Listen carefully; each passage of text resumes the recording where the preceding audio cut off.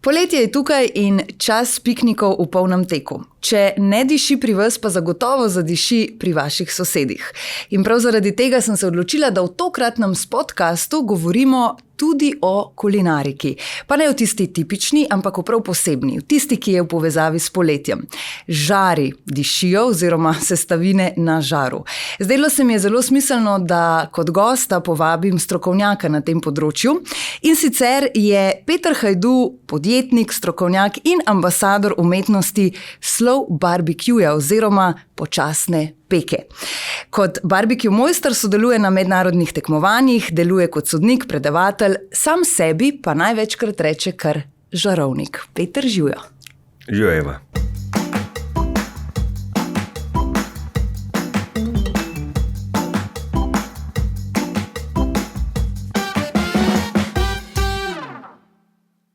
Peter Hajdu, žarovnik, kot si sam rad rečeš.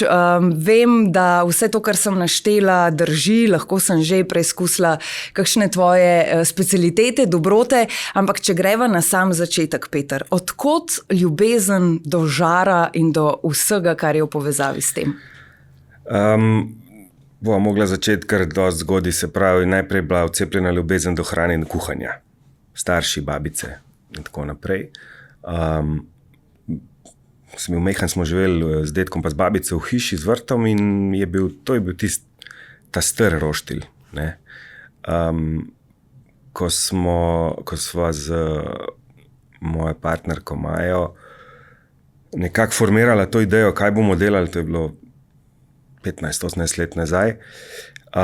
Se prav spomnim, ko sem pisal tekst, ne vem za kjer kanal, o nas, tisti klasični o nas, mi je tako naenkrat v spomin prišel niti ne, najprej von tega roštilja in potem slika. In sicer se je zgodil, smo mogli biti 4-5 let star po mojem, moj brat je bil 3, dedi, babi, vsi na vrtu in je prišla tista orenk nevihta iz nule, iz sonca. Še toča je pol bila, v glavnem grom, strela in mi smo tist potem odnesli tam pod neko streho in to je recimo tist prvi spomin, čist povezan na von. Pač, še spomnim se, piščanc je bil na žaru, old school. Kaj to pomeni old school? Old school, to lih zanj sem... Mislim, kaj pomeni old school, ampak old school, na kakšen način? Brez teh stvari, ki so prišle kasnej, to je bilo še prejšnji državi, v glavnem... Se pravi, klasične porodniške? Pač piščanec na žaru z vegeto in oljem.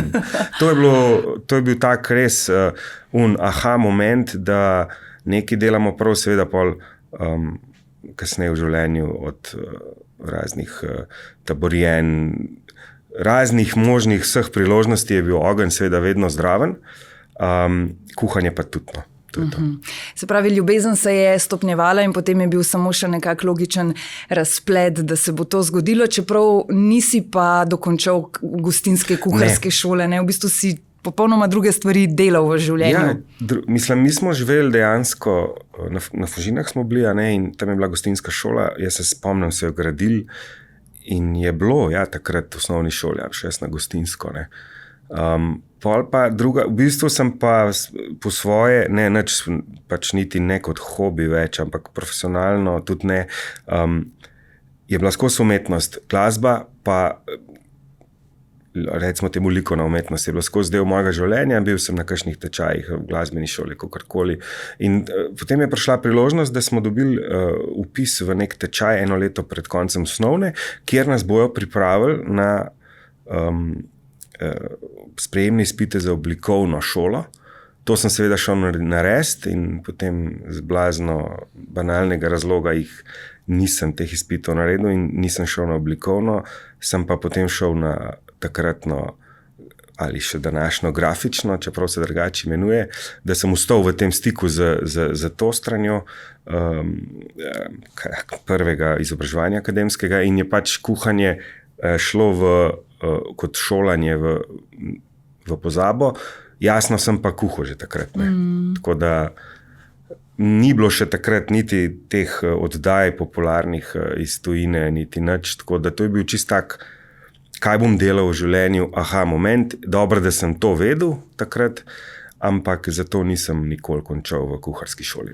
Potem si kar dolgo časa deloval kot grafik in tudi tam v bistvu je zelo potrebna kreativa, zelo je treba tudi tam biti v bistvu esteta, ne? Kar je pa tudi v kulinariki zelo pomembno. Ja, dostikrat sem se vprašal, kaj bi bilo, če bi šel na oblikovno, ker tam je manjkala ta inženirska stran. Ne? Inženirska stran ti da pa kakorkoli študiraš vedno eno tudi tehnično plat, razumevanje raznih procesov, organizacije, kakorkoli, ne sam tisto umetniški del. Ne? Tako da sem bil prav vesel, imel sem tudi dobre profesore, da sem pač to osvojil na koncu. Sem bil inženir, sem še zdaj inženir grafične tehnike, ampak je pa ta v drugi polovici življenja ta strast do ognja, predvsem do ognja, kuhanja, vsega naraščala zmer bolj.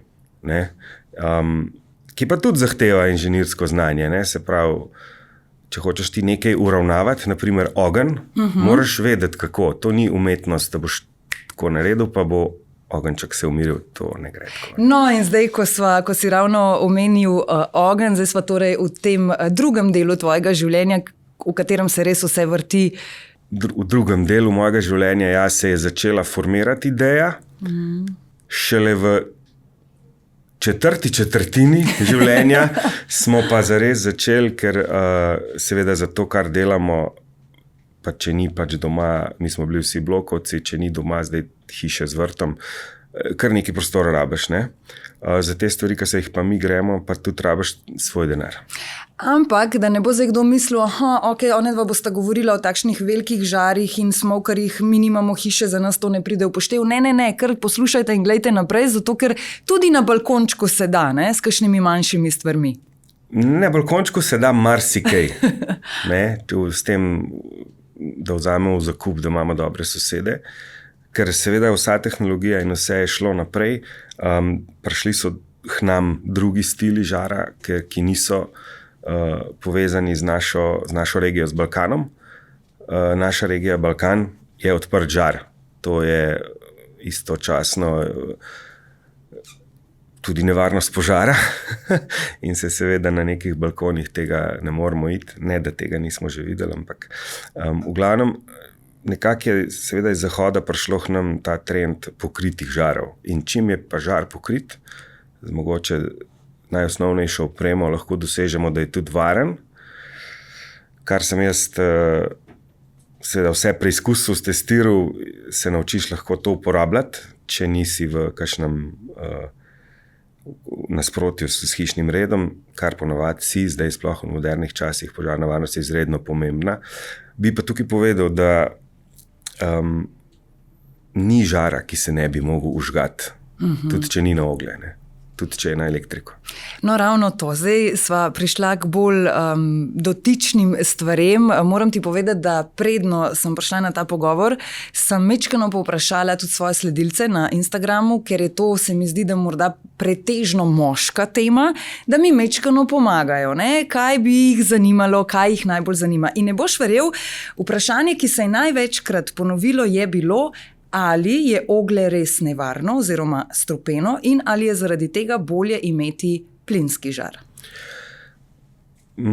Zdaj moramo nekaj vedeti. Oglje je z nami kot ljudmi izredno dolgo časa. In kot marsikatera druga stvar se je oglje pokvarilo šele zdaj v zadnjem času. Ne? Se pravi, recimo v zadnjih 50 letih. Zakaj? Zato, ker prej so pač delali naravno oglje.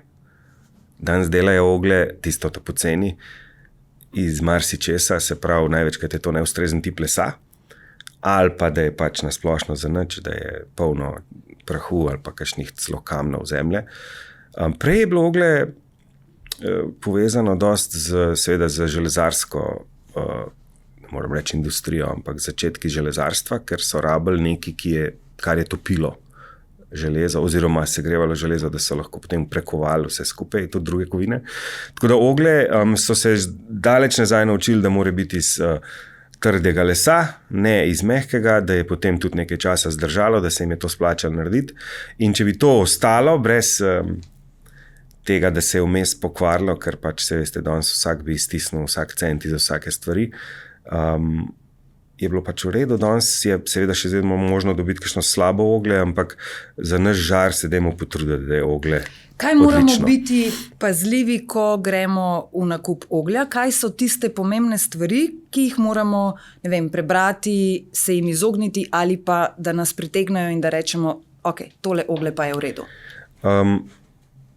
Kot poprečnega potrošnika prvo udarimo v ceno. Ne? Se pravi, če je nekaj sumljivo poceni, bo verjetno tudi slabo. Drugo je pa potem že, ko vrečo odpremo, vonj. Oglje ima značilen vonj, recimo, če priješ v bližino velike količine oglja, zavohaš en tak lep vonj, sicer po ožganem, ampak te ne zmoti.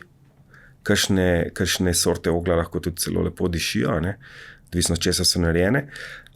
Drugo pa potem vizualno ocenimo, ali je vse razdrobljen, ali so lepi kosi. Se pravi, razdrobljeno oglje nam ne bo glih nekako prida služilo in veliko tipov oglja danes je tako že narejeno, seveda še vedno lahko dobimo slabo, ampak ta zavedanje se s to kulturo, kot se kultura širi, se širi tudi pač material, ki ga porabimo za kulturo žara, tako da je veliko dobrega oglja danes možno dobiti. Ampak to pa ne pomeni, da moramo pa izbrati najdražjega, ne? Verjetno, če zberemo neko vmesno sredino, da je tudi lahko že v redu. Sploh ne bi tako delil. Jaz bi delil na tip žara. Recimo, čist na hitro, balkanski, ameriški, japonski, to so 3 žari s 3 vrstami oglja. Ameriško oglje, kar ga je, ker veliko tudi lesa, bo prevroče za balkanski žar. Balkansko oglje bo premalo zdržalo za ameriški žar, japonsko oglje je pa najboljše na svetu, kot marsikaj iz Japonske, je pa čist ena druga zgodba. Zakomplicirana za razumeti, ampak kako usvojiš in razumeš, zakaj, tam so finese. Japonci finesa se ne da primerjati z ničemer drugim in zato spet z celo zgodovino tudi železarstva in vsega na Japonskem, ker tudi vemo, da noži in vse skupaj so izredno kvalitetni, imajo tudi zelo posebno oglje. Ampak zdaj recimo, če se dam v kožo povprečnega ljubitelja žara, ne nekoga kot si ti, v smislu, ki res ogromno veš in si strokovnjak na svojem področju, recimo, da bi Peter Novak rad imel en dober žar, zato da bo imel lahko piknike doma pred hišo in da bo lahko ženi kdaj med tednom pomagal in zvečer na hitro nekaj spekel. Kaj bi bile tiste neke osnovne stvari, ki jih mora imeti? Se pravi, kakršen koli žar. Jaz pravim, na žaru, če je ogenj spodaj, se da spečiti. Seveda imamo pol principe, kako ga pripravimo. Od orodja mi vsi, ki se s tem bavimo, vemo in dostikrat povemo, da rabiš samo prijemalke. Ne rabiš vilic, ker se mesa ne prebada, ne rabiš v bistvu nič drugega. Termometer, to je novodobni pristop, ampak to je lahko prenešeno iz cele kuhne. Vsi mojstri kuharski imajo termometer non-stop v žepu, tako kakuli. To, da pač prav naredimo. Pa dobre sestavine. No. Medtem, ko je ravno oglje, o katerem sva prej govorila, mi pravimo, da je prva sestavina. Ki mora biti dobra. Ja. Zdaj pa recimo, mečkrat sva zdaj že se dotaknila ognja oziroma oglja in pa, ne vem, recimo plinske žare. Ne? Ali lahko enako dobro naredimo nek, ne vem, kos mesa na plinskem žaru kot na ognju? Kakšne so te bistvene razlike, ki jih lahko izpostaviš? Ja, večna in včasih žgoča dilema med ljudmi, ki mogoče niso toliko šli v korak s časom, da bi preverili, kaj se danes dobi. Pač večina prisegamo na oglje. Ampak to je en drug pogled na to. Se pravi, nam to paše, da zakurimo, da imamo nek ogenj, žareč ogenj. Medtem, ko danes lahko kupimo plinski žar, ki je Ferrari. To je pa že, kako je narejen, kako dosežejo konstruktorji takih žarov z plinom kot izvorom toplote, da dejansko efekt na rešetko, efekt na hrano, efekt na meso ni skoraj nič drugačen kot iz dobrega oglja, ker tukaj gre za sevanje infrardeče. se pravi izvor goriva, če primerjava dober plinski žar, ne zdaj vsak plinski žar, ne, ali pa iz nekega res dobrega oglja, ki, ko je enkrat prižgano, je nevtralno, ne oddaja nekih svojih čudnih vonjav, je enak. Ne? Ker tudi tisto, kar mi pravimo, ja, pa se pa ne pokadi, kad dol kapne, ker je tako narejen. Se pravi, gre za izvor toplote, infrardeč, no, potem je še tip rešetke, ampak to je na obeh žarih, lahko izbira med tem in onim. Ampak mi ocenjujemo okus in efekt in kvaliteto pečenja, se pravi, doseganje temperature, doseganje okusa. Tukaj med žari je danes lahko zelo malo razlike, včasih se pohecamo s komarkoli, ki ne verjame, da lahko gremo probat, pa damo na krožnik, ne vem, steak iz enega pa drugega žara, brez da vemo, iz katerega žara je, pa bi pol hitro ugotovili, da bi prišlo do kakšne napakice. Aha, lahko tudi zamenjave mogoče. Se pravi, ja, to je potem tudi mečkano stvar tega, kaj ti bolj všeč in kako v bistvu bi rad pripravljal jedi, a ne? Mogoče malo bolj lifestyle. Tako. Ne, niti ne trend, niti ne več komoditeta, ker imamo danes tudi naprave, pripomočke, ker tudi oglje pržgemo čist brez težav, zelo hiter. Koliko več Eni časa, ljudje pravijo recimo, pač, da ja, mi pa sam gumb pržgemo. Ne. Ja, sam je treba biti pošten, da nek dober žar, ki je masiven, ne, na plin, ne bo v 5 minutah vroč. Koliko časa ga pustimo? Ja? Ja, 20 do 30 minut je za oba žara velja. A ne. Jasno, pri oglu imamo par različnih metod, pri plinu pa pač ja, obrnemo gumb, ne. Ampak to je 5 minut razlike, koliko jaz porabim za oglje pripraviti, ali pa res gumb obrniti, ne. Pol je pa teh 20 do 30 minut, da se žar kvalitetno pregreje, da je pripravljen za tisto, kar bomo danes delali. Ne glede na katero temperaturo ga mi hočemo naštimati. Če ga bomo dali na visoko, bo pač toliko višji mogel se segreti, ne, bo spet 20-30 minut, če ga dam pa na nizko, bo pa bolj počas se segrel in spet 20-30 minut. Ne. To velja za večino žarov. Ampak seveda je pa tukaj potem ključno vprašanje, koliko segrejemo recimo žar oziroma rešetko, odvisno od tega, kaj bomo dali gor. Vsekakor. Hrana, jaz bom kar govoril hrana, ker ni samo meso. Vse, praktično, ko enkrat zares zaživimo z žarom doma, lahko praktično pripravimo čisto vse, sem pač odvisen je, kjer žar imamo. Ne? Če imamo odprt žar, seveda ne moramo vsega delati, če imamo pokrit žar, pa že verjetno lahko. Temperature so pa iz klasične kuhne. Mi nekaj moramo takole narediti. In na žaru tudi ne moramo dati nečesa, ki bo na karikiram 300 stopinjah v 2 sekundah črno, ker ima visoko vsebnost, ne vem, maščob, sladkorjev, ampak rabimo za to nizko temperaturo. Ne. Ali pa končni rezultat, ki ga hočemo doseči, če delamo nekaj počas, dolgo časa, ker hočemo doseči poseben efekt, tega ne bomo dosegli visoko temperaturo. Se pravi, imamo recimo, da imamo 4 generalne temperature. Ena je nizka. Ne. Ta se uporablja ta se uporablja v tem ameriškem dimljenju. Ampak to je spet od 80 do 130 stopinj. Ampak se tretira kot nizka temperatura, se pravi. In to dlje časa traja. Ja, ampak recimo ribe grejo lahko v dimljenje na 80, ne, medtem ko nek brisket, najtrši del govedine, prsa, gre lahko pa na 130. Tudi večji kosi mesa napram manjšim se drugače tretirajo.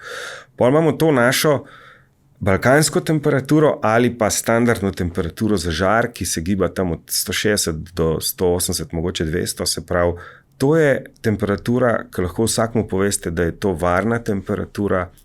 Na tej temperaturi se bo lepo dogajalo pečenje, karamelizacija skorice oziroma Maillardova reakcija, ki daje okus.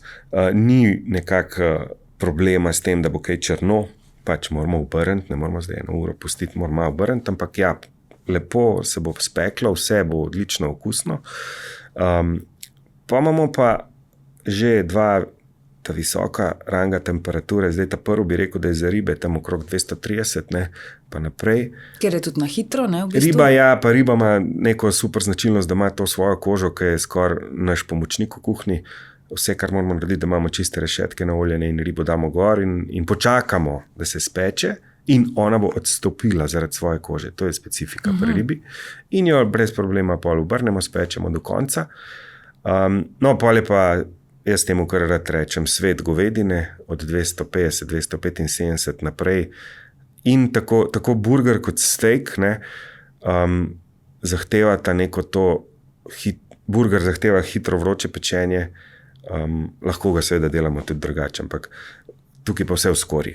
In govedina kot meso, ki je tudi lahko bogato z maščobo in maščoba recimo ni enaka, v večini primerov ni enaka svinjski, se pravi, ostaja nekakva meso, ne bo zginila, to je odvisno, kjer kos je, ampak mi tam hočemo okus in pri steakih hočemo še, sicer to malo bolj široka tema, določeno stopnjo pečenja znotraj mesa, kjer nam pač paše.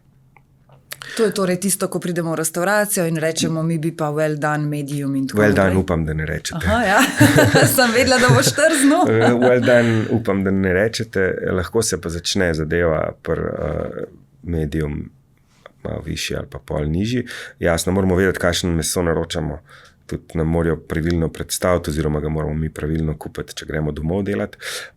Tam hočemo to skorjo zunaj in noter pa neko, bi rekel, mehkobo, določeno stopno neprepečenosti, tako da to dosegamo ponovadi z visoko temperaturo. Zdaj pa to ne pomeni, da pač odvržemo in gremo po nekem času, bom pa 3-4 minute takole, pa bom pol še obrnil, pač to ne gre, oziroma dobimo en pol izdelk ven, tleh se pa že vklopi potem tehnika pečenja, obračanje, odmikanje, pa merjanje, nadzor s termometrom non-stop. Zdaj se mi zdi, da kakšne čevapčiče, perutničke, nabodala in ne vem kaj, še bučke in še kakšne takšne stvari bi upal skoraj vsak speč in nima s tem recimo, da težav, dokler ne vidi tvoje reakcije. Jaz bom sam eno stvar povedal, temperature so ful pomembne in tako temperatura ognja, kot tudi če imamo ploščo plinsko in pa temperatura, kdaj je meso pečeno. Te dve stvari sta največkrat napačni v tem normalnem pristopu k žaru, se pravi nek povprečen uporabnik, ki ima to rad, piknik žar, ne, bi vedno jaz priporočil, da se pač oprem s tem znanjem, pa z enim termometrom, to tudi ni drago. Zakaj? Zato, ker meso lahko spečemo in doskrat ga prepečemo, ne. Ravno to, ker se mi zdi, da zdaj si mogoče kdo misli na drugi strani, a to zdaj pomeni, da bomo vsak čevapčič šel meriti, ampak se mi zdi, da ravno čevapčiči pomeni. Da so v bistvu ena taka res prispodoba piknikov, roko na srce, hkrati pa mogoče je ravno ta vrsta mesa prevečkrat prepečena, ker se mi zdi, da je to malo tista mentaliteta, veš, pečem, ne vem, če je že, malo ga dam na pol, malo je še rdečka, da ga bom raj še mal. In zelo hitro pride do tega, da so potem te čevapčiči prepečeni. Ali se motim? Ne, se ne motiš. Sam tukaj gre v to je eno stank preteklosti. Nekje v 80-ih so precej zagnali Viking Krik in proti maščobi kot nekaj, kar je nezdravo, ne. Ali pa pečenje mesa, se pravi, nujno mora biti prepečeno. Zdaj, vse ima svoj zakaj in zato, se pravi, standardi so bili drugačni, takrat higienski in pri predelavi, pri proizvodnji ali pa pri mesarijah. To moramo vedeti, da se posodablja non-stop, ne. Ampak ta neka, mi pač nismo v centru Balkana, kjer tam iz generacije v generacije znanje prenašajo in vam garantiram, da tam ni prepečenih čevapčičev, ne? Ker tam to je njim ucepljeno. Smo pa vseeno Balkan. Jaz vedno pravim, da mi smo Balkan, zato imamo ta žar tok radi, ne? Čeprav smo kot samostojna Slovenija pol zelo hitro malo prešaltali so prišle v modo te plošče plinske. Prišlo je v modo tudi neko naše na novo izumljanje, recimo čevapčičev, kako se delajo, kakšno meso gre not in da ne bom predolg. Dejstvo pa je pečenje, ne, moramo pa vedno gledati na kvaliteto, tudi jasno vhodnega proizvoda, kaj smo dobili. mi jih tudi sami delamo, tako da lahko greva razčlenjevati, ampak ne bi zdaj o tem. Mi moramo dobiti dober čevap, recimo, se pravi dobrega mesarja, ki je narejen tako, da bo lahko spečen, okusen in dober. Ne. Če to imamo pa mi potem odgovornost, da ga pripravimo prav. Ne.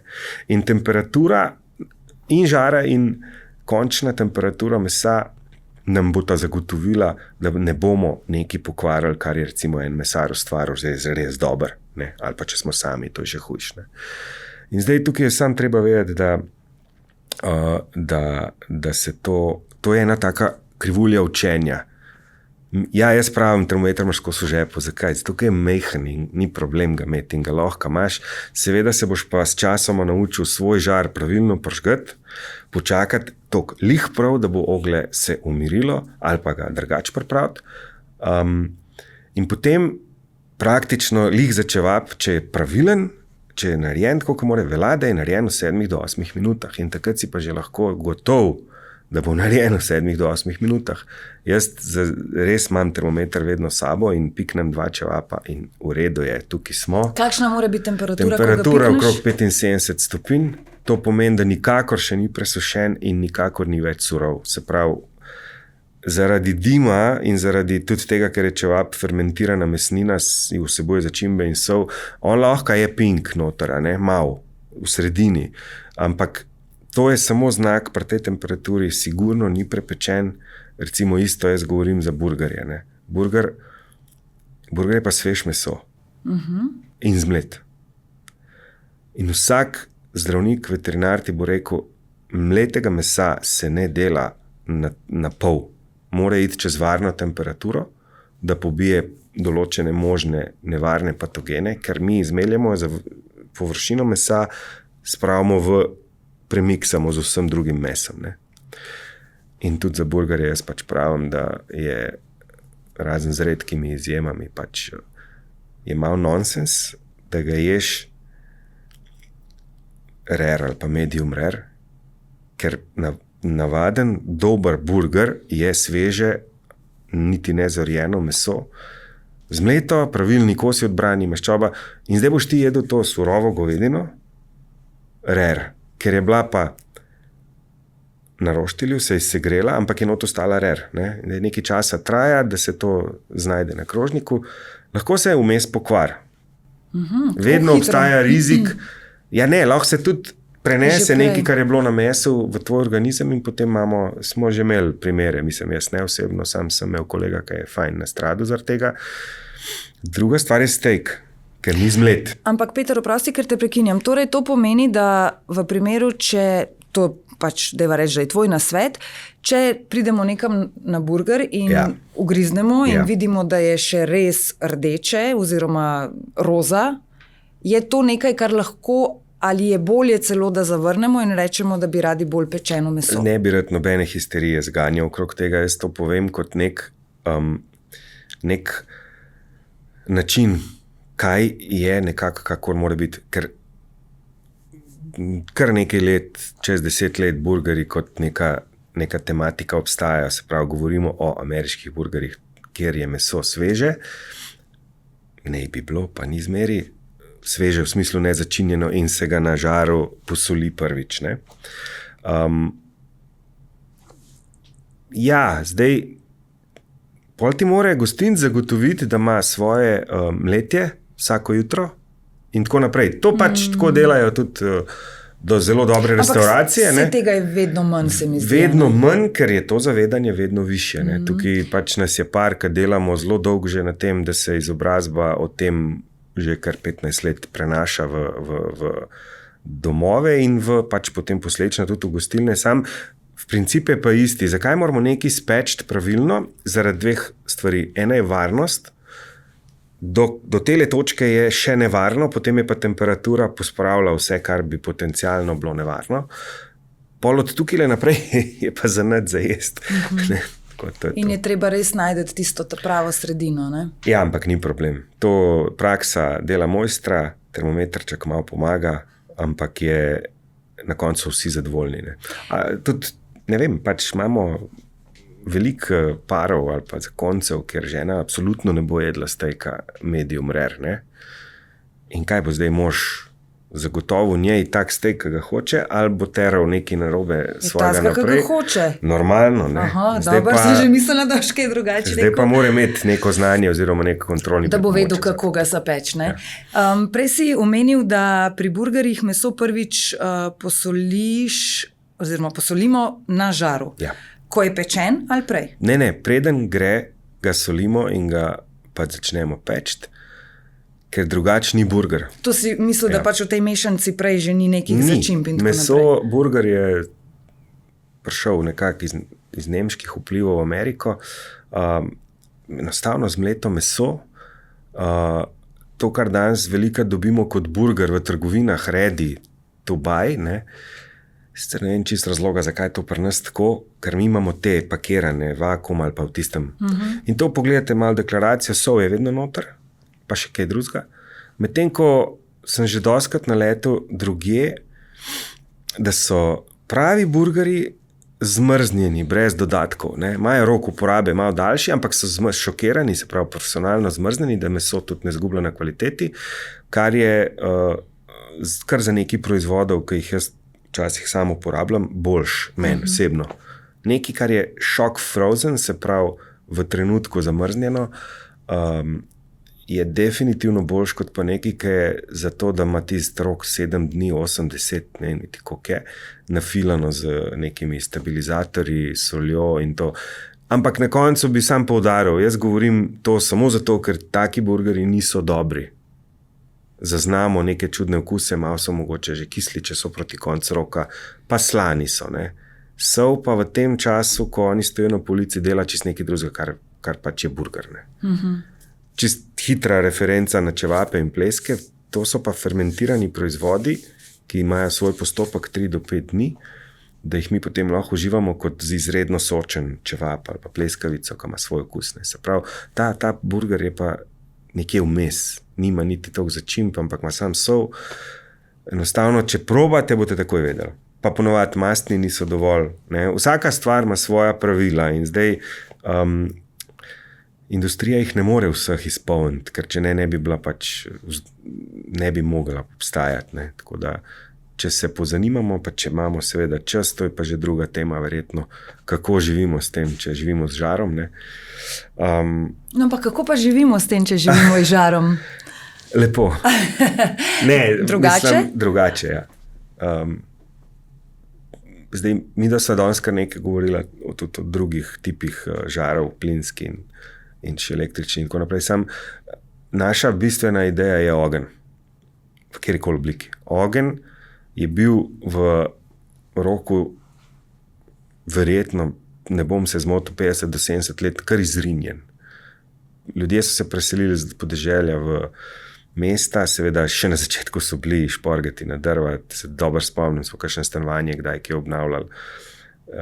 Ampak to je bilo tako takrat, pač, ker ni bilo teh napeljav in vsega. Sam ogenj kot nek medij, ki nas malo poveže, pa pri zemlji je pa malo izrinjen, tempo življenja je drugačen in tako naprej. In tukaj smo mi dobili glavno svoje vodilo, poleg tega, da imamo radi dobro hrano, ki je by the way, po mojem, čist drugačna skuhana na ognju, pa zadnje čase pri nas izredno veliko tudi uporabljamo naravne materiale, glino, lito železo, ne, čim manj teh novodobnih stvari.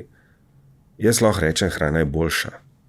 Je pa boljša tudi zato, ker pri nas sigurno se tudi bavimo s tem, kaj kupimo.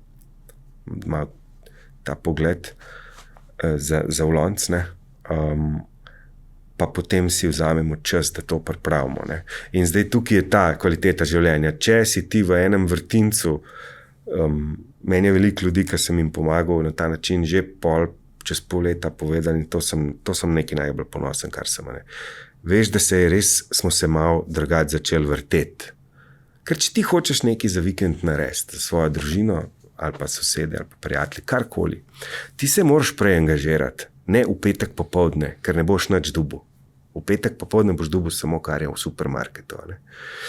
Ne boš dobil nič tazga, kar ti bo pomagal. Pa jaz nočem zdaj tukaj degradirati neke ponudbe. Dejstvo je, da ti zmanjka časa. ker če si dober, lahko tudi iz povprečnih sestavin narediš odlične stvari. Ne? Ampak, če pa ti pristopiš k temu, da imaš ti v soboto nek družinski ali pa kakršen koli dogodek, na katerem se boš vrtel okrog ognja in to, pa se pa v ponedeljek še ne, ker moraš malo hitro zalaufati teden, v torek se pa ti usedeš, pa narediš nek seznam, pokličeš mogoče mesarja ali pa neki okol, pokličeš tam, greš ti se malo pripraviš in ti razmišljaš o tem. S tem si vložil ful časa, ampak kvalitetnega časa. Ne? In potem tudi, ko se spravaš pripraviti, vlagaš čas, se pravi, nisi na zadnjo minuto naštiman in se ti s tem v bistvu spremeni se ti malo tempo. Ne? To je pa tista bistvena stvar, kjer niti ni hrana važna, ampak je bolj važen ogenj. Ogenj si moraš pa v bistvu pripraviti, se pravi, tudi to moraš poskrbeti, da imaš doma ta velik kamin na drva zunaj, kakorkoli. To je proces, v katerem ti lahko pozabiš na zunanjost, hiter tempo, prehiter tempo in tisti trenutek si ti tam z unim ognjem. In si vzameš kofe ali pa karkoli ti pač paše in tistih par minut se malo reflektiraš, pa se počasi lotiš dela, ga ni lepšega, no, sigurno ne. Ampak se veš, ne, zdaj marsikdo na drugi strani bo rekel, ja, to je v idealnih pogojih super fino, fajn, tempo življenja je pač tak, da kje bom jaz v torek že razmišljal o tem, kaj bom v soboto delal s svojimi prijatelji in tako naprej. Govoriva o v bistvu eni stvari, za katero si jo ti zdaj opisal, kako recimo funkcionira vaša družina oziroma ti, kar pa ne pomeni, da je to vedno tako. Ne? Se pravi, povedala sva nek najboljši približek tistega, kar bi bilo lahko, deva reči, idealno. Ja. Seveda pa to ne pomeni, da zdaj vsakič, verjetno, ko gostite nekoga ali pa ko se ti pripravljaš na nek piknik, verjamem, da za razne delavnice in podobno je tak pristop, ampak čisto vsak obisk soseda ali družine je tak? Ne, samo naprimer na zadnje smo se spomnili ne v nedeljo dopoldne, ampak v soboto popoldne, da se dobimo. Slučajno so bili večino vsi sosedi doma. En je nekaj prinesel. V glavnem to itak tisti, ki pač živimo s sosedi, ki nismo čisto izolirani v kakšnih drugih mestnih okoljih, ne. To ponovati ni težko. Jaz govorim o enem drugem pristopu. Spet je malo širši. Samo če ti živiš, kako naj jaz rečem, by way of the fire, ne? Ti živiš tako, da ne zdaj jaz sem to dal kot eno tako sliko, kako bi mogel razmišljati, ampak ti tako razmišljaš. Ker ti ne boš počasi več kupoval mesa, unga tam pocen, nekako se boš potrudil, ker ti je to zadovoljstvo, da boš iskal nek meso domač, ne? Ali pa jaz veliko dam poudarka na slovensko kvaliteto, ki je izredno pomembna za to, da bomo mi pač preživeli kot Slovenci, kot naši rejci, pridelovalci zelenjave, vse v glavnem, to je neka taka agenda, ker seveda nikakor ni povezana samo meso. Ampak ti živiš tako, ti imaš potem tudi doma neko meso, zato ker si v to vložil nek razmislek, pa mogoče kupuješ nekje meso, ki ni na voljo na policiji, ampak se pač zmeniš prej, pa tako naprej. In se s tem ponotranji ta način življenja, da vedno bolj kvalitetno ješ in vedno bolj kvalitetno živiš. Ne? Se mi zdi pa, da razen če jaz sem frik v vseh kuharskih pogledih, si pa recimo ne morem privoščiti še doma imeti nek svoj kitchen lab z vrhunsko kuharsko moderno opremo, najboljšo posodo in ne vem kaj. Od vsega, kar imam najboljše nože. Ne? To je tisti kontakt z vrhunsko kuharijo. Imam pa žar, pa krušno peč, ne? Se pravi, to kuhanje lahko prelijem kompletno na ogenj. Ker če imaš nekaj te opreme, se greš lahko pač kuhanje v celoti tudi na ognju, ne? In s tem že več let živimo, odkar imamo svoj pač prostor, da ko smo se odselili na svoje, se je to začelo. Koliko je pa to pogojeno tudi s financami, v smislu dobra hrana, višji kakovostni rang, višja cena? Ja, to je danes težek vprašanje. Nehvaležno. In tudi težek odgovor je. In mogoče zveni jasno, da si vsi ljudje tega ne morejo privoščiti. Ne? Ampak nek povprečen človek s plačo, ne, ki je v razmerju na cene danes vsak dan manj vredna, se mi pa zdi, da vseeno lahko gleda na to, kaj bo kupil. Ne? Mogoče, zdaj dobivam tako idejo, Peter, kako se mi zdi, da se morda tudi malo spreminja ta zavest. Veš, včasih, če se spomniš, ne vem, pa sploh ne dolg časa nazaj, dajva reči, 10 let nazaj, si lahko v trgovskih centrih ob koncu tedna opazil vozičke s takšno goro hrane. In potem se je ta gora hrane prinesla domov in hladilnik se je napolnil do zadnje, nič več ni šlo noter, v ta hladilnik. Seveda posledično se je kar nekaj te hrane tudi zavrglo, ker je pač šel rok uporabe in tako naprej. Seveda je nekaj tudi zaradi podražitev, konec koncev, in zaradi tega problema, ki sva ga pač omenila, da si vsak tudi več ne more privoščiti takšnih vozičkov. Ampak zdi pa se mi, da ne samo zaradi tega, ampak da je morda res vedno večja tudi ta zavest, da nimamo nabito polnega hladilnika več. Tako kot sem rekla, nekaj zaradi podražitev, nekaj pa tudi zaradi tega, ker mogoče raje kupimo manj, pa tisto, kar kupimo kvalitetno. Ja, in če mi kuhamo doma, ne? Če mi nimamo mikrovalovne kot 80% uporabe vseh pripomočkov za kuhanje doma, ne? Kamor seveda fliknemo tisto ultra predelano hrano, ne? Predpripravljeno, whatever, polno tak nezdravih zadev od sladkorja naprej. Potem se ta zadeva ponotranji in mi bomo vedno lahko kupili osnovne sestavine v nepredelani obliki. Najdlje bomo lahko kupovali to. Zakaj? Ne? Je zato, ker jih bomo rabili. Mi bomo, bog ne daj, ampak mogoče, kar bom še enkrat rekel, bog ne daj, pa nočem v to smer zavijati, ker si jo ne želim, ampak če mi kuhamo, če mi ustvarjamo hrano, potem moramo iti na tržnico, ker nam ni kul vse, kar je predpakirano pa zmrzneno. Ne govorim, da to ni okej. Ti moraš vedno imeti doma nekaj za narediti. Ne? Ampak, ko greš pa po zaloge, recimo temu dvotedenske kukarkoli, se pa da kupiti hrano, ki je v originalni obliki. In ko si greš to zračunati, dajva kle prosim pustiti sploh meso, visoko cenovno, kakovostno, zorjeno, to pustva vse. Ampak mi se lahko brez težav losamo, če smo pripravljeni kuhati doma, pa čas, ne moreš več, da nimaš časa, ker se da, samo drugače treba. Potem si lahko mi že to košarico nakupovanja izredno očistimo vseh, po eni strani dragih, pa čist brezveznih zadev, ne? In potem vidimo, kako pač ta stvar laufa doma, ne? Če seveda vsi smo za to doma, mi pač smo. Jaz verjamem, da eni niso.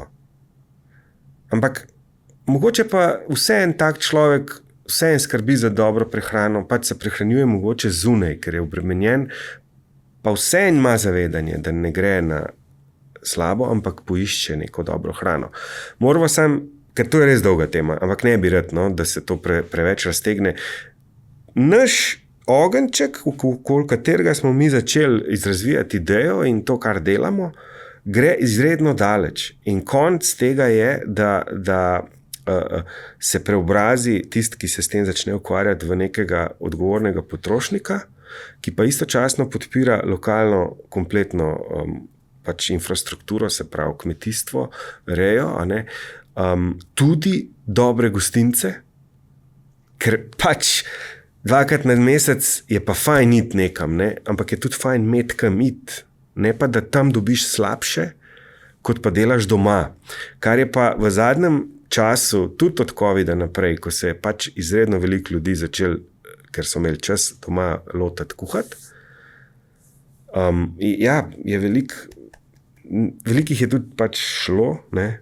Propadel, to je sprememba sistema bila potem, ampak veliko je pa tudi, ti enostavno ugotoviš, da si nekaj kupil naročil, zato ker ti ni dal, ne? Ampak da si dobil slabš, kot ti narediš doma.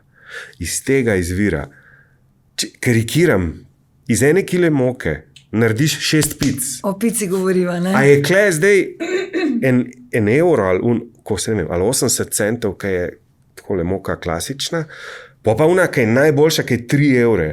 Ampak to je 6 pic za doma. Ne govorim, da delaš 30 pic za ne vem kakšno, tam se že kakšen evro poznane. Ampak za svojo družino, a boš delal tako, govorimo o evrih. Ja, vsak evro šteje na koncu, ampak ne govorimo, da je neki 10, neki pa 1 evro. To ni res.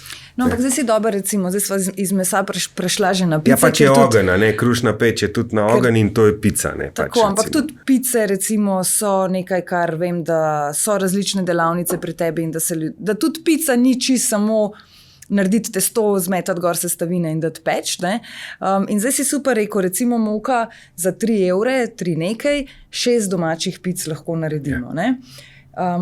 In če se zdaj vrnem na ta gostinski del, ne, in potem velikokrat si lahko rečemo, no, če pa naročimo pico, ali pa če gremo ven na pico, ne, pa lahko hitro pridemo ravno do tega trenutka. Zakaj bi zdaj šel na pico, jo plačal bistveno več, kot mene pridejo te sestavine, pa mi na koncu še ne bo dobra, ali pa ne toliko dobra kot takšna, ki jo naredim doma. Ja, lahko ti res ne bo dobra. No? Lahko... Ker pica se mi zdi, da je res tudi ena taka zelo je, delikatna stvar. No. Lahko Vsi je zelo smo dobra, doživeli pač zdaj ta... Pač mi smo gor zrastali še... Moja prva pica je bila v Parmi. Jaz za good old times grem z veseljem na tisto pico. Ne. Ampak gre za to, da hrana je kultura. A ne? Mi kot ljudje smo se pač razvili zato, ker smo začeli kuhati. Ker smo imeli več energije za razmišljati, kot pa za prebavljati, ko je bila enkrat hrana kuhana.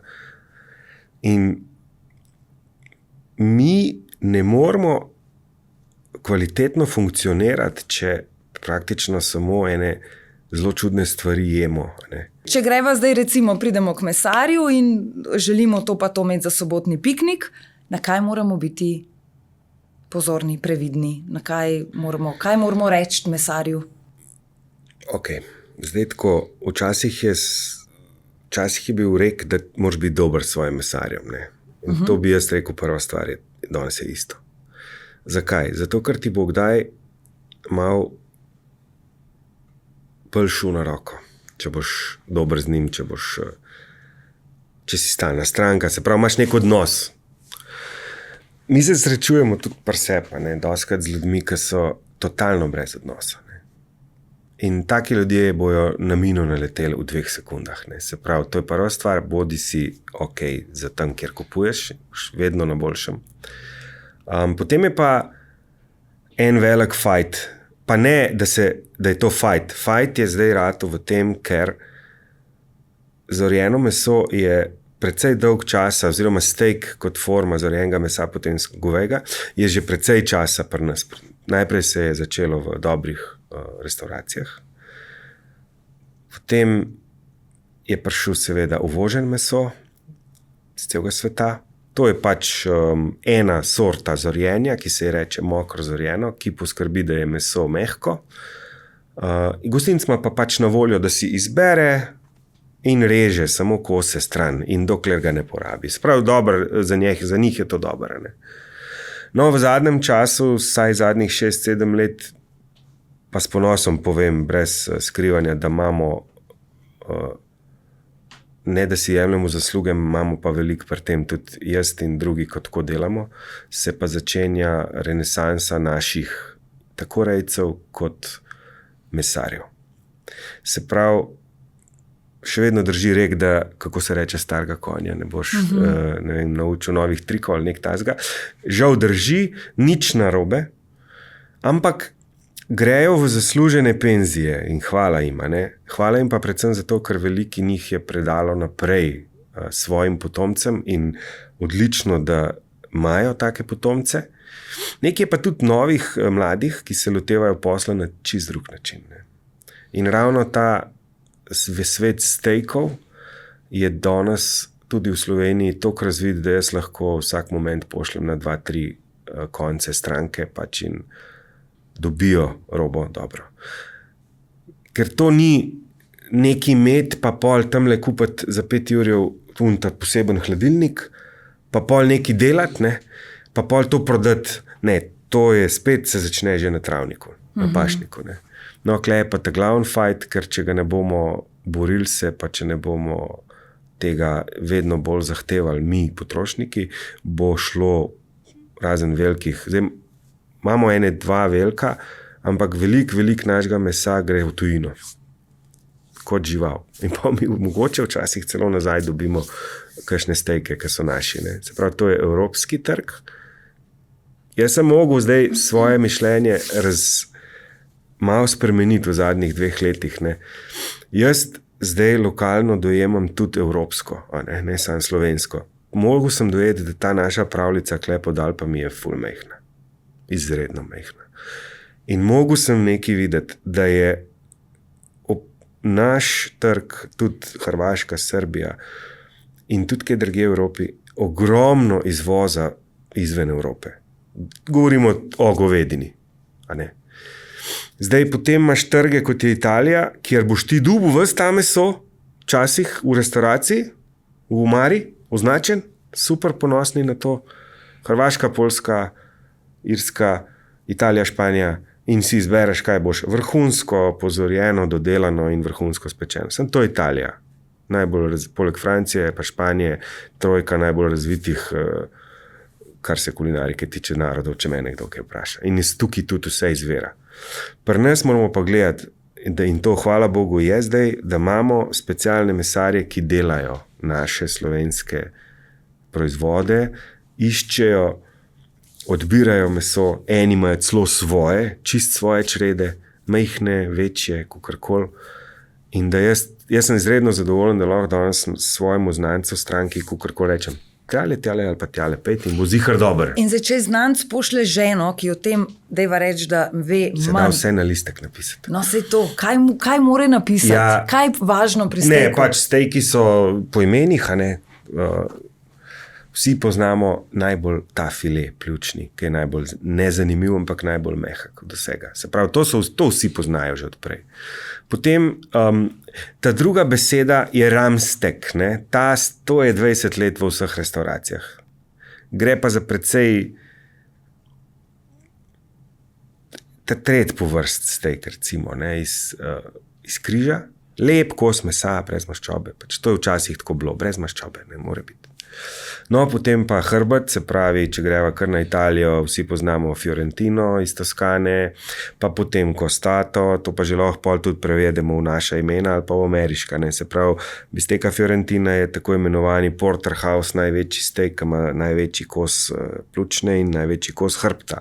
Pol gre v T-bone, a ne, pol zmanjka pljučne, ostane za rebrnica in potem pridemo do bržole po slovensko, ki je tako topogledno najboljši steak, če je suho zorjen, ker ima veliko maščobe, 3 različne mišice in tako naprej. Se pravi, to so imena produktov, ki jih danes tudi mesarji povzemajo in jih tako naročijo in jih boš tako dobil. Potem je pa en ogromen svet, ki jaz pravim, žival je žival. Hrbet za stejke ni zrastel na drevesu. Ne? In zdaj, dobri mesarji, ki jih pa tudi imamo že, oziroma imamo tudi kakšnega inštruktorja, ki lahko mesar dobi kontakt in ga pride izšolati, pač naredijo neko zgodbo, pa poznajo vse najboljše kose na celi živali. In teh je ogromno. In kaj je hec? Kakšen kos od nekje druge, ne iz hrbta, je ponovadi bolj okusen in boljši. Če imaš ti rad pač meso kot steak, lahko izbiraš med različnimi stejki iz cele krave in boš res ugotovil, da so eni boljši po okusu, pa še cenejši. In ta kultura se mora nekako prenesti, kar pa pomeni, to so spet prvi so najboljši kuharji na svetu. Od rilca ali pa od smrčka do repa, oni pravijo. Ne? In drugače ne gre. Ne? Se pravi, vse moraš porabiti.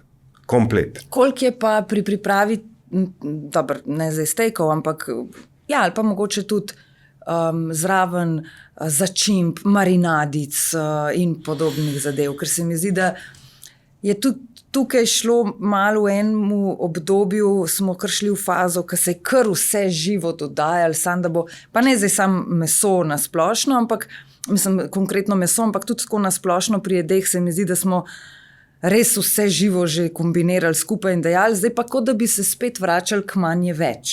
Ja, zato ker to je vse povezano s tem, kar smo že vse govorili. Kvalitetne sestavine imajo okus, nekvalitetne sestavine ga nimajo. Kaj je tisto, kar ti daš recimo v neko marinado? Zdaj marinada je že next level. Imaš tudi meso, ki ga daješ v marinado, pa meso, ki ga ne daješ. Prav ponovadi imamo marinade ali samo za okus, moramo vedeti, da edino sol gre v meso, v neki marinadi ali pa tudi, če suho solimo, edino sol gre v meso na molekularni ravni. Vse ostalo je pa okus skorje pol ali pa tako, da imamo nekako, ta tretji aspekt je pa neko mehčanje. Zdaj, lahko so to neki praški, tudi soda, samo to so se različne kulture na svetu različno razvile. Eni uporabljajo samo marinade, to so doskrat Azijci. Meni trenutno zadnja najboljša varianta, ki sem jo probal, je Koreja, ki imaš pač sadje, ki z encimi mehča meso. Poleg, jasno, sojne omake, ker smo tam, a ne, nismo kleprnes, pa nekaj še drugih osnovnih začimb, kot so česen, čebula.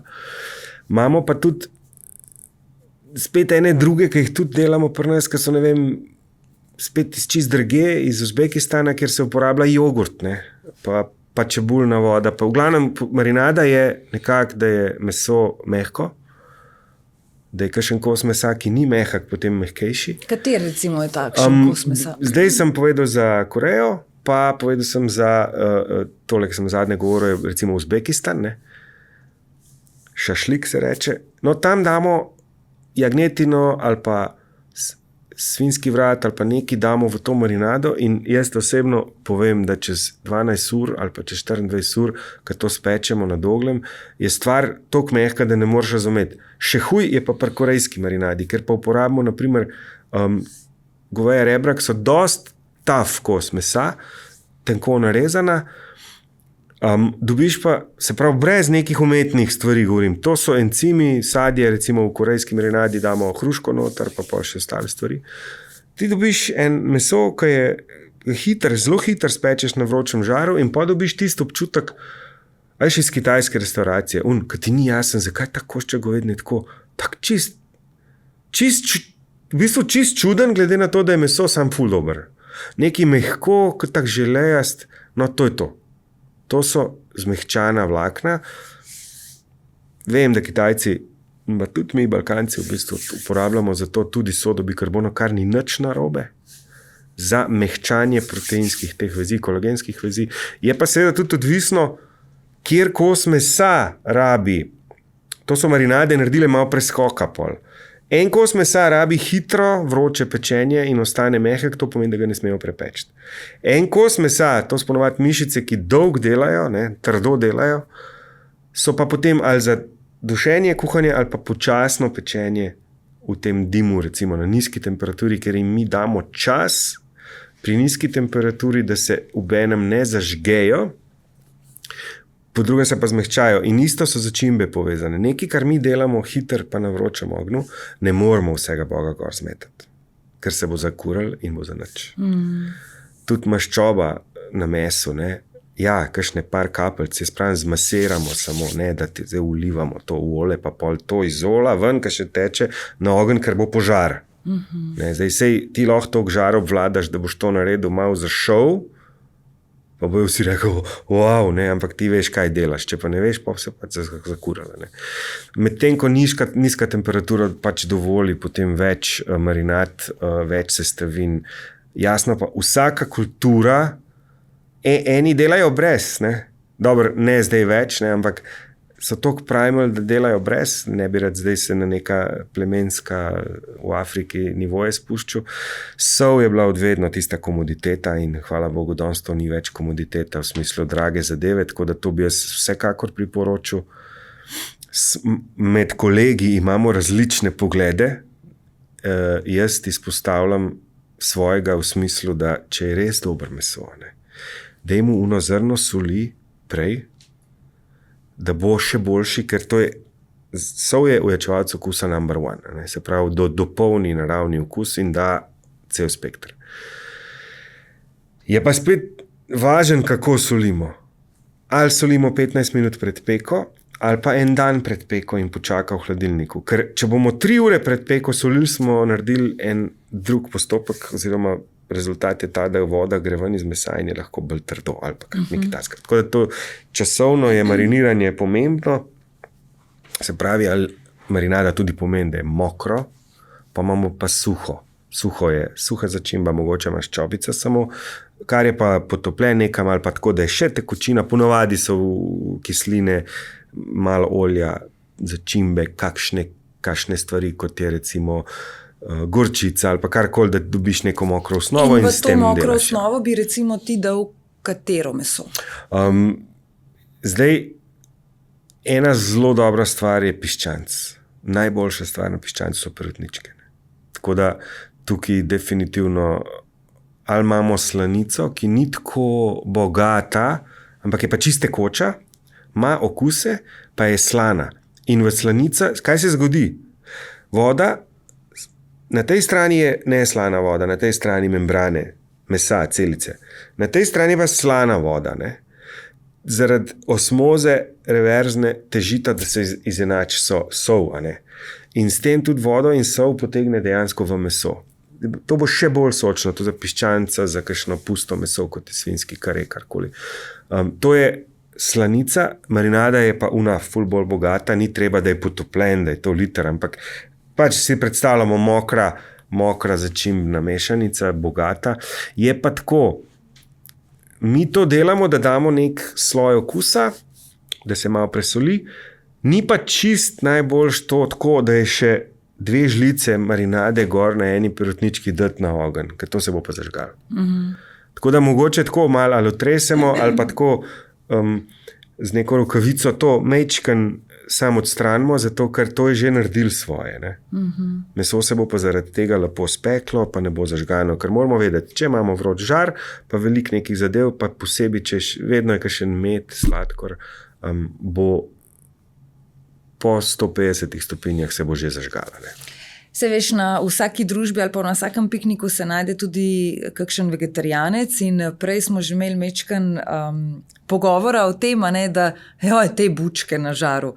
Se mi zdi, da res za tiste, ki so manj ljubitelji mesa ali pa so celo vegetarijanci, vegani, kakorkoli, ponavadi na pikniku res dobijo solato ali pa bučke iz žara. Ti si se pa zasmejal, pa si rekel, veliko več kot samo bučke. Mislim, jaz itak nisem nek fan sploh, ampak to, kar se pa da ustvarjati z zelenjavo na žaru, je pa itak še en svet. Ne? Tako da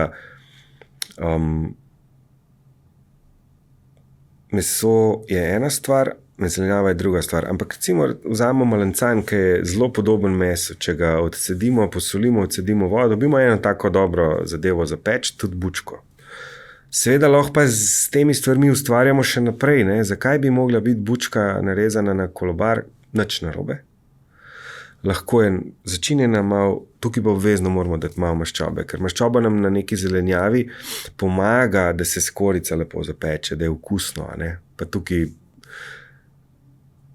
jaz odsvetujem ta navadna olja, ne? Je treba vzeti oljčno olje, ampak za kuhati, ne. Imamo olje različna, ena so ta extra virgin, ki so začimbna, s tem že zaradi cene ne priporočam, drugo pa tudi zaradi okusa, ki so lahko zelo močna, ampak to je čisto ok, tenek sloj olja, ostalo so pa živalske maščobe, ki so zmeraj bolj v ospredju. Okus je to, fat is flavor, tukaj ni debate, zelenjava ga nima, moramo nekaj dati zraven. In to je za recimo ljudje, ki ne jejo mesa, čisto ok, če je olje, olivno. Začimbe, kar nam pač srce poželi, osnova vsega okusa, če me nekdo vpraša, je sol, poper pa česen. To smo imeli mi tudi v naši kulturi, si kupil na polici v supermarketu točno to mešanco. Ne. Sam zdaj razvoj gre naprej in sploh pri nas v barbecue svetu vsak proizvajalec začimb tudi ima ta SPG, se reče, salt, pepper, garlic. In ko ugotoviš, da dejansko je ena stvar je osnova in ta osnova je lahko tudi za vse stile pečenja, pa so pa specialni dodatki, ne dodatki, v smislu umetnih dodatkov, ampak druge mešanice, ki so ful bolj bogate in začneš to kombinirati, precej hitro prideš tudi do tega, da vsi smo bili na začetku taki. Jaz bom svoje zmešal, jaz bom svojo omako skuhal. Ja, super. In to je bil the best learning curve in vsega. Kaj pa pol ugotoviš, jaz sem pač šel potem naprej, da imam pač svoj ta proizvod, potem jaz sem dal svoj recept, ki je bil doteran, 3 leta delan, na tekmah uporabljen, dal delati v profi okolje.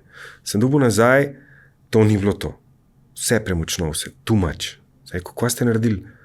Pa je rekel, gospod, mi imamo, veste, kvaliteto, ne? No, tle se pa konča. Kaj ti lahko narediš v dosegu tega, kar dobiš pri supermarketu? Jasno lahko vse kupaš, če veš kje. Mislim, da zdaj ni več v Sloveniji take trgovine, ki bi imeli celo paleto surovih začimb, da si kar vzel. Moraš se malo, ampak lahko vse lahko kupaš. Samo to pomeni, ti ne moreš kupiti, mislim, lahko po mojem 50 gramov kupaš, ampak ponovadi je tako, ko delaš nekaj, rabiš to kupiti po pol kile. Zdaj ti bo to cela shramba doma stala, zato da boš ti nekaj sam mešal. Da boš ene bučke lahko naredil, ne? Ja, ne. Zato se tukaj svetuje, pač, če kupuješ začimbe, moraš vedeti, da moraš tudi kupiti, vse se dobi pri nas, tudi v supermarketih dobre mešanice. Planem, gledajmo tako, da je nek feedback, da je to kvaliteta. Sej pač malo se moraš kot potrošnik, se moraš malo izobraziti in potem s časom gradiš svoj žar, okus ali pa tudi za kuhno. Zato, ker sem rekel prej, hrana je kultura. Hrana je vseh barv, kultura je vseh barv. In začimbe so tudi en tak preskok, ki nam obogati hrano in uravnovesi med tem, ko ima lahko še pač nekaj dobrobiti za nas. In če sem te prav razumela, si pač zagovornik tega, da tudi če naredimo malencane ali pa bučke, da probamo mečken razmišljati širše v smislu, ne samo bučke popeči, ampak nekaj iz tega še narediti. Pa dajmo jih na indirektno stran žara in se bojo zapekle v nulo, da best tudi gor, zato ker je žar pokrit. Dajmo jih na nabodala, dajmo jih mogoče marinirati prej, da bojo imeli več okusa, dajmo jih skombinirati med sabo. Jaz povem, nimam jaz nobenih problemov z vegani. Imam pa problem z vegani in z nevegani, ki jejo šit od hrane. Ker pri takmu svetu zelenjave, kompletno zelenjavo, ko pogledava, pa še japonsko alge in vse, kar se uporablja. Da boš ti meni rekel, da boš jedel predelano neko, ki by the way skoraj zgineva, zdaj zadnje čase vidim te umetne nadomestke mesa, hočem reči. Pri takmu svetu hrane, moraš se pa, problem je neki, to ni z police zavzeti. Ti se moraš izobraziti kot kuhar ali pa kot potrošnik, da ti je to fun, da vedno nove horizonte odkrivaš, kar pa pomeni, prva postaja je Bližnji vzhod, druga postaja je Azija, Moraš biti razgledan, da boš iskal to, da boš znal skuhati in si boš naredil tako hrano, ki jaz pač poznam tudi vegane, ki znajo kuhati, ki so imeli gostilne. To so take ljudje, da mi si šeramo, pač on glih ne bo naših receptov za meso vzel, ampak ogromen svet odlične okusne hrane je tudi na zelenjavni strani, tako da žar je pa seveda multi-urodje, najboljši možen. Še 2 vprašanji te moram, Peter, vprašati, da ne bo kdo jezen, ker so se potrudili in poslali vprašanje. In sicer, kako lahko dodamo dimljen okus hrani, če nimamo posebnega dimnika ali smokerja, ali lahko uporabimo lesene sekance? Ful dobro vprašanje. Večplasten. Zakaj? Kako dodati okus? To je prva stvar. Če nimamo smokerja ali dimnika, dimnik je itak prenešeno, je samo pripomoček za prižiganje oglja, to ni pri... Mogoče so mislili na old school, ko so naši dedki pa babice pol imeli z dimnika spelan, pa so sušili meso. To je ponovadi iz dimnika šlo, to je old school iz črne kuhne. Pač dim je šel gor, se je ohladil in pa šel v eno kamero, kjer je to bilo. To je zelo širok, pa to ni žarom povezan, tako da ne bomo danes govorili. Dim je pa začimba ali pa sestavina. Sekanci so ena forma lesa, ki jih lahko uporabljamo, druga forma lesa so kosi, tretja forma lesa za dim, ker oglje ne daje dima. Ne? Dim je iz lesa, ki izgoreva. Ta tretja forma je pa žerjavca iz lesa, ki ni povsem suh in ti da večje kose, v bistvu žerjavce, ki se tudi kadi z dimom. Oglje se pa ne. Oglje pa žari, pa nič ne dela. In zdaj, glavna stvar je, ali začinjamo z dimom, ali ga uporabljamo kot sestavino. In tukaj imamo mi nekaj, kar recimo hočeš speči, pa nimaš lesa, da bi tako en malo lesa bilo v žerjavci, ampak vržeš te sekance lahko. Tik preden boš surovo meso dal gor, vržeš sekance na ogenj, to ti bo 3-4 minute mogoče malo se dimlo, dovolj, da se odišavi meso, odišavi govorim.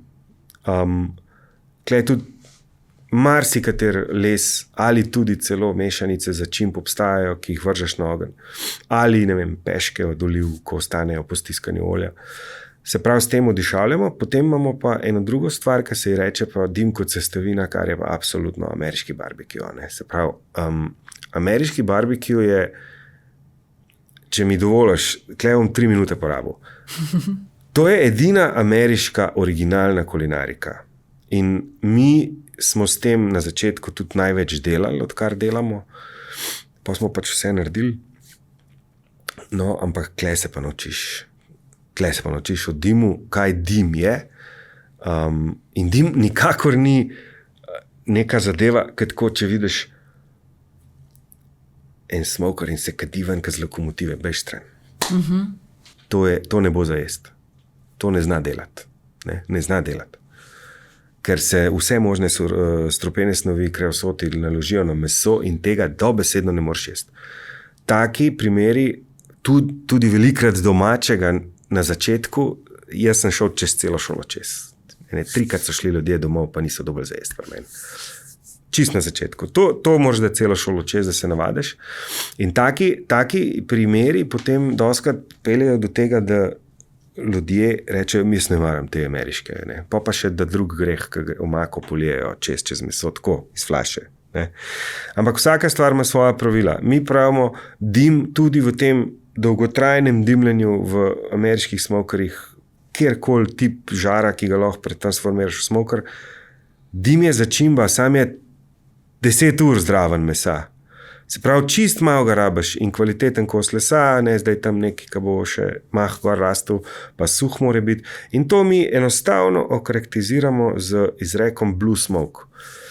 Prenešen je sicer iz cigar kvalitetnih, ker če ti dobro cigaro prižgeš in pogledaš, je moder dim. Zdaj od vrst lesa, ki ti bojo res dale moder dim, je iznačilna jablana, moder. In ne vidiš ga skoraj. Tam bo pa meso, pa barbecue vrhunski, medtem ko na tem žaru se s tem ne ukvarjamo, ker vržeš tako eno pest in si poskrbel, da boš imel malo okusa. Če, na žalost, nimaš ene druge, tretje možnosti, ne. Potem obstajajo pa dimljene soli, dober vir je dimljena paprika, pa še kakšna druga začimba se najde. Zadnji resurs je pa ta tako imenovan liquid smoke. Sam to je, zakaj zadnji? Zato, ker mi vsem ljudem želimo, da imajo roštilj. Da imaš nek prostor, kjer lahko delaš z ognjem in dimom. Če ga res nimaš, obstaja dim v flaški, ki je tudi v bistvu naravna esenca, ki ga ulovijo čez destilator. Ja. Jaz imam zdaj zadnji cajt čist ga. Dobil se je pa tudi prej tudi prodaj tako s kakšnim Worcester ali pa z sojino zmešan in gor pač piše, kjer okus je. To daš pa par kapelj, žličko recimo daš v meso in zdaj res tisti, ki nimajo žara, imaš potem na opcijo suvija, to je tehnika kuhanja v vrečki, a ne, v komerani z tisto posebno napravo, da se približaš procesom, ki tečejo v nekem smokerju počas. Več ur, ne?